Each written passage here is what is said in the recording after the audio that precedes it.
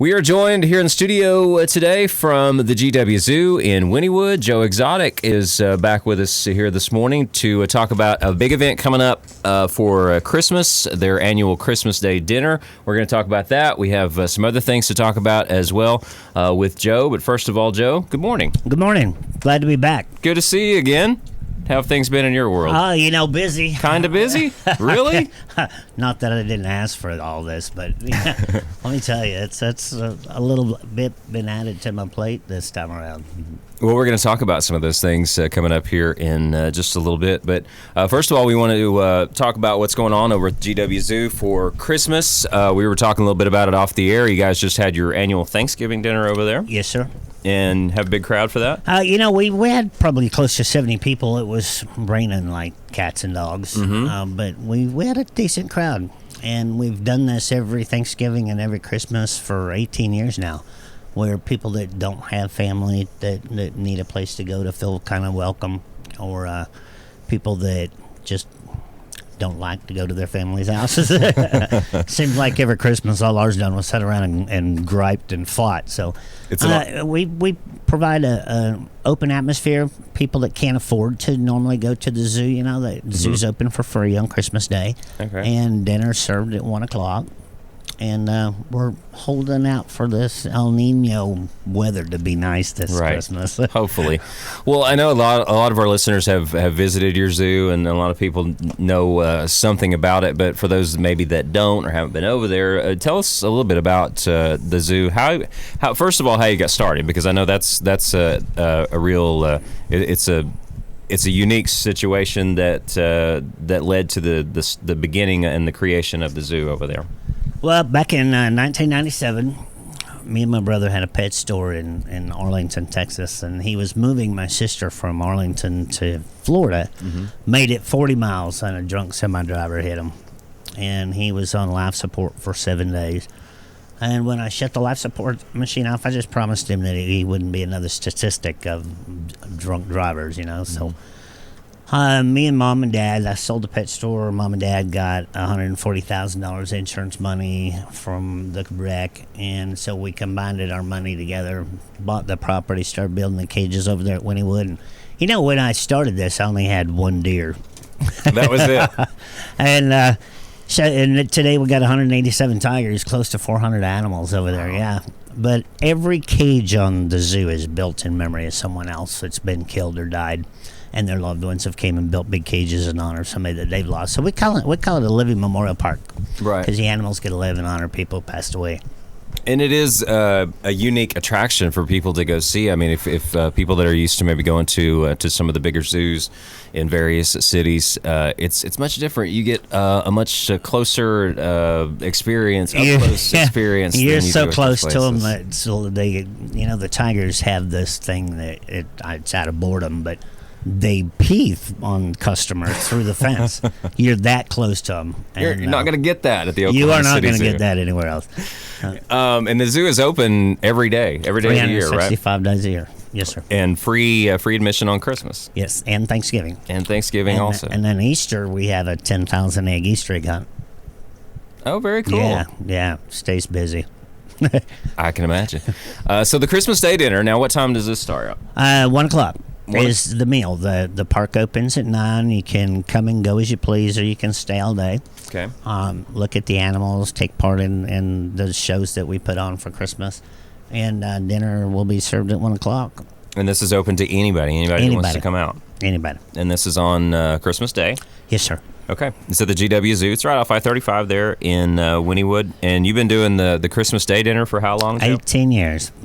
18 years. And how big a crowd do you usually expect? If we have decent weather, we usually average close to 250 people. Wow. Yeah, not bad at all. So it's a pretty big deal. We're going to talk a little bit more about some other things here with Joe. Last time you were here, we talked a little bit about your music. And your music, I know, is something that you're really proud of. You have a CD and a video DVD available with your music. How did you get started with your music? Well, yeah, believe it or not, in my younger days in high school, I was in choir and played a 12-string guitar. Never really thought about using that talent a whole lot until we started the zoo. And I found out that you can sit and talk to kids about saving the environment all day long, Right. and they get bored with it.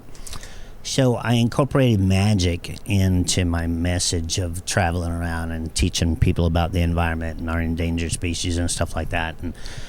And it turned into a 2-hour show. So I needed something to break up the monotony. So I started singing and writing my music. And I've got another 11 songs and 8 more videos that'll be out next month. So I'll have my second album out. And every song that I do is about something or someone. So it's got a lot of meaning to it. I Saw a Tiger is one that most I people Saw a probably Tiger was the familiar with. second song I came out with. The first song was GW and Me, who is my brother, and kind of explains, the wreck and him being in the hospital and everything else. And then I came out with I Saw a Tiger, and that one kind of hit fast. Yeah. It's on MTV and CMT and everywhere else. But There's a little bit of everything, a little something for everybody. Yep. It's country music based, but correct. Yep. And a couple of bluesy numbers and some other influences in there as well. But I wrote a couple songs about some dying kids. I got an Alzheimer's song I call The Sun Says, and they're explaining Alzheimer's because my father has Alzheimer's. So yes, I pride my music. I really do. The song that you just mentioned there, The Sun Says, we're actually going to hear that here a little bit later on, and even cool. That one's for that one's that about one your I father. wrote for my father. Yes. That's it's good stuff, and it's available. Where can people pick up your CD? They can call the zoo over there, or you can get online at shoptigerking.com and order a CD off of there. Okay, I think we might give away a couple of these later. We got some passes that we might also be giving away here if you want to come by. Do we have an animal coming over? We do. We have a baby lion on his way. We have a baby lion on the way to the radio can hear station. us, come over to the station and get your picture taken with the baby lion and pick up a free CD and some pictures and some passes. And you can come meet Joe as well. Joe, you had some big news just not too long ago that some people might have heard about, and I wouldn't be doing my job if we didn't talk a little bit about that news. So we're going to take a quick break. So hang on, we're going to be back more with Joe Exotic from the GW Zoo in Wynnewood, having their Christmas Day dinner coming up here in just a week from Friday over there in Wynnewood. So we'll be back with more here on Point of View right after we do this. We're back here on Point of View this morning, and our guest today is Joe Exotic from the GW Zoo in Wynnewood. You mentioned, Joe, when you started the park, how many years ago? 18. 18 years ago, you started with one deer. One deer. One deer. How did you come about getting into bringing tigers into the zoo? Well, we started building our first row of cages, and I moved to Oklahoma from Texas with one pet red deer. And my dad, that was his first question was, where are you going to get the animals? And by the time we had the first row of cages done, we had a black bear and a mountain lion already dumped off in the barn. And, I didn't never started out as the tiger guy because, Right. I was going to open a zoo, a full-blown zoo. And we rescued our first tigers out of Ardmore, Oklahoma, out of a backyard that they abandoned when they moved. And from that day on, tigers have not quit coming in. And I'm up to 187 of them. Wow. Do you do many rescue? Have any animals that are rescues these days, or do people that bring you animals, or they just can't take care of them? Or well, most of the rescues that we do nowadays. 10 years ago, we did a lot of private rescues from private homes. Now we're doing more sanctuary rescues from sanctuaries taking in too many, right, and not being able to afford it, and they just go belly up. So we actually sending a crew out tomorrow for 13 more tigers. Like I need 13 more tigers. They'll be coming in from a sanctuary in Colorado. Okay. But in Oklahoma, you can't take in like skunks and foxes and native animals. They have to go to Noble Care up in Noble. Right. So we get all the exotics, and today there's not a whole lot of people that have private exotics. Well, there's you. Yeah. I mean, yeah. You're They're adorable, but they grow up. Right. Well, Joe, people may have heard in the news or read on the internet not too long ago about your big news that you are entering the 2016 presidential election race. Tell me how this all started. Tell you how crazy I am. I was going to ask you, have you completely lost your mind? I started out supporting Trump, and the more and more I got into it, the more I learned about Trump. Learn things you might not want to know. You bet. So I went to Columbus, Ohio, and that's where I released my first press release of running as president. And I went to the Trump convention that night, too, because he was in town as well. Mm-hmm. And, first of all, he lies about his numbers. He tweeted, the minute he left, he tweeted, there's 14,000 people, what a crowd. I bet there wasn't 2,000 people there. And most of them left before it was even over because you get tired of hearing how rich he is, how popular he thinks he is, and how he's going to kick 10 million people out of this country. Mm-hmm. First of all, we don't have 10 million American people that are going to go pick cherries and apples and stuff. So kicking 10 million Mexicans out of this country is not an option. Uh-huh.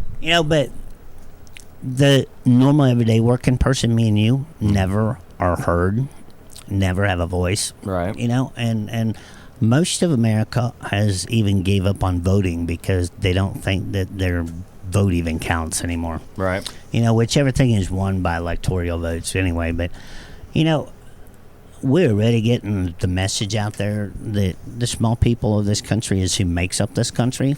Mm-hmm. It's not just the rich and the powerful. So I decided to throw it in the ring, and it took off a whole lot faster than I thought it would.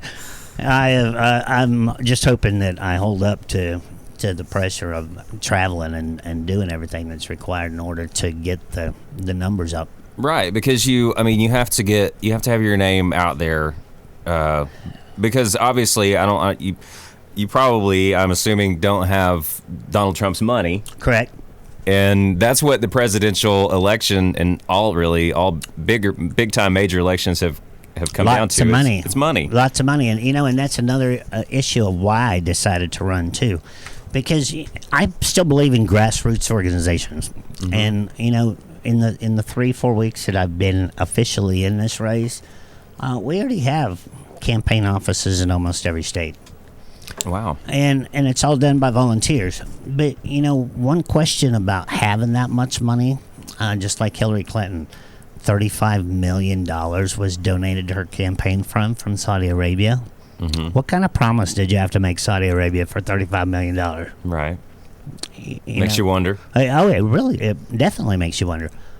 How was the American people sold out for that $35 million? Mm-hmm. So, money talks in politics, and unfortunately, it affects mine and your life. Right.